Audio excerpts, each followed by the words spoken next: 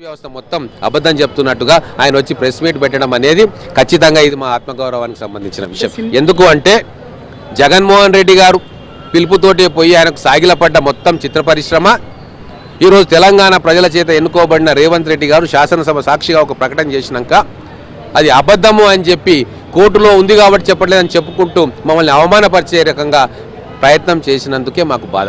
ఈ సమస్య పరిష్కారానికి స్వతహాగా ముందుకు రావాల్సింది అల్లు అర్జున్.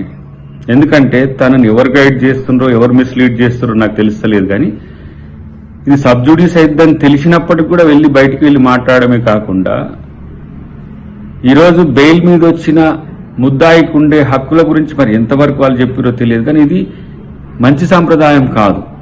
ప్రభుత్వము పోలీసులు తొందరపాటు చర్య చేశారు, అనాలోచితమైనటువంటి చర్య చేశారు. శాంతి భద్రతలు కాపాడాల్సినటువంటి బాధ్యత వాళ్ళు ఉంది.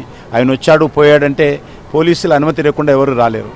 పోలీసులు ఆపాలి, అంతేకాని ఆయన వచ్చాడు మేము చెప్పిన ఆయన లేదు అనేటువంటిది మంచి సాంప్రదాయం కాదు.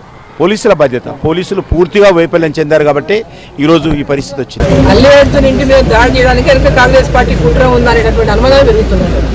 వీళ్ళు నలుగురు పోయి దాడి చేయడానికి కారణం ఎవరు, ఎందుకు పోయిండ్రు, ఎట్లా పోయిండ్రు, ఏ ధైర్యంతో అక్కడ పోయిండ్రు, ఎవరు వెనక ఉన్నారు, ఇవన్నీ కూడా అనేక అనుమానాలు ఇవాళ బయట వ్యక్తమవుతా ఉన్నాయి.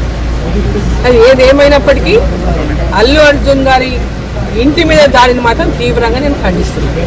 ఎవరికైనా చట్టం ఒకటే, తప్పనిసరిగా చట్టం పని చట్టం చేసుకుని వెళ్ళాలి. ఇప్పుడు సినిమా యాక్టర్ గారికి అయితే బోల్డ్ మంది ఎక్కడెక్కడి నుంచో ఇతర రాష్ట్రాల నుంచి ఇతర ప్లేసుల నుంచి చూడటానికి వెళ్ళి పరామర్శలు చేస్తున్నారు.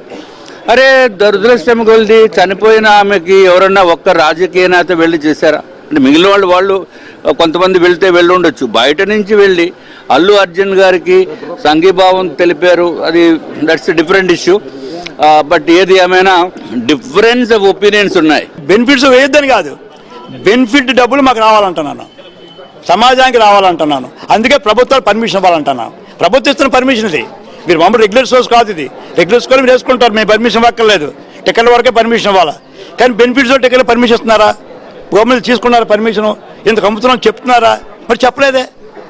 దాని కూడా సామాన్య గమనించి అమ్మండి, 50 రూపాయలకి ఇవ్వండి.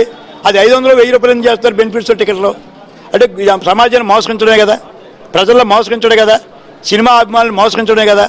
అందుకు బెనిఫిట్స్ అనేది మీరు వేసుకోండి, టికెట్లు అమ్ముకోండి, ఆ వచ్చే లాభాలు మాత్రం సమాజానికి